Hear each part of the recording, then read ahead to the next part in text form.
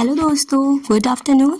आपकी प्रियांशी जायसवाल वापस से आ गई है, ठीक है, अपनी नई नई और अच्छे अच्छे स्टोरीज़ को लेकर। ठीक है, तो आज की हम अच्छी सी एक स्टोरी अपने गुरु के ऊपर देखते हैं। ठीक है, इस कहानी का जो नाम है वो है मास्टर जी। तो शुरू करते हैं। ठीक है, कभी कभी बचपन की बातें याद आती हैं, मुझे अपने मास्टर जी याद आने लगते हैं। मास्टर जी का नाम था पंडित रामचंद्र त्रिपाठी। मैं उनको कभी भी नहीं भूल सकता। शायद कक्षा 2 की बात थी। मास्टर जी ने गणित का एक प्रश्न समझाया। प्रश्न का हल समझ में नहीं आया। उन्होंने पूछा, समझ गए? हम लोगों ने कहा, हाँ समझ गए। मास्टर जी ने अब वही प्रश्न हल करने को कहा, तो सबने उसका उत्तर गलत दिया।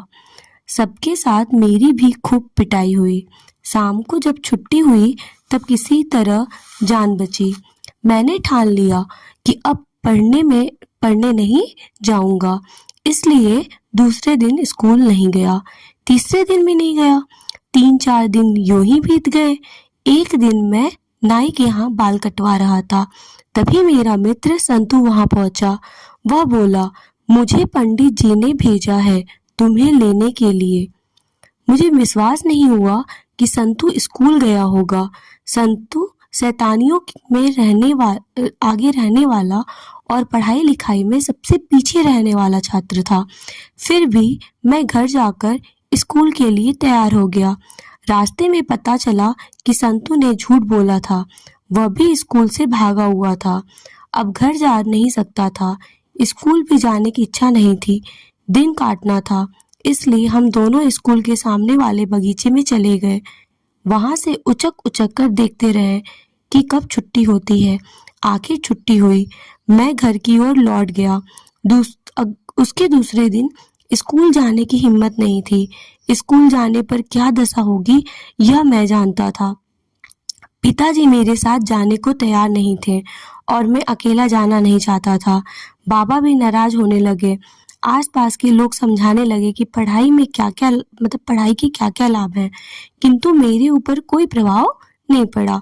एक दिन पिताजी झल्लाए, एकदम तेजी से गुस्सा गए। चल बेवकूफ, नहीं पढ़ेगा तो घास काट।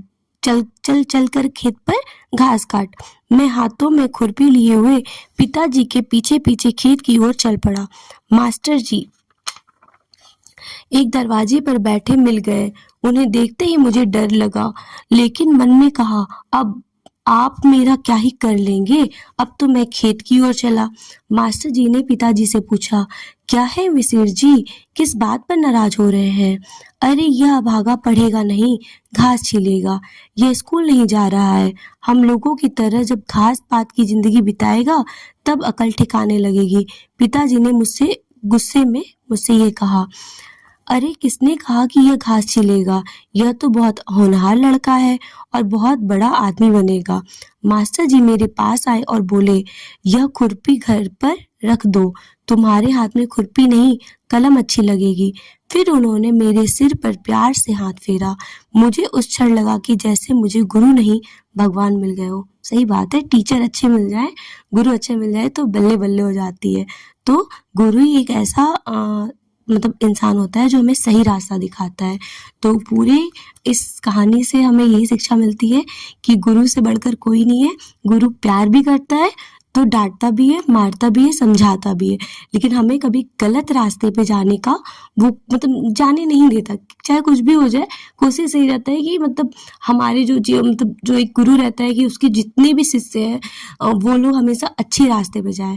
उसके लिए भले ही उनको कभी कभी कठोर बनना पड़ता है, लेकिन हमेशा वो अपने बच्चों का भला ही चाहते हैं। ठीक है, आज की स्टोरी तो सुन के मुझे बहुत अच्छी लगी। आप सबको कैसी लगी?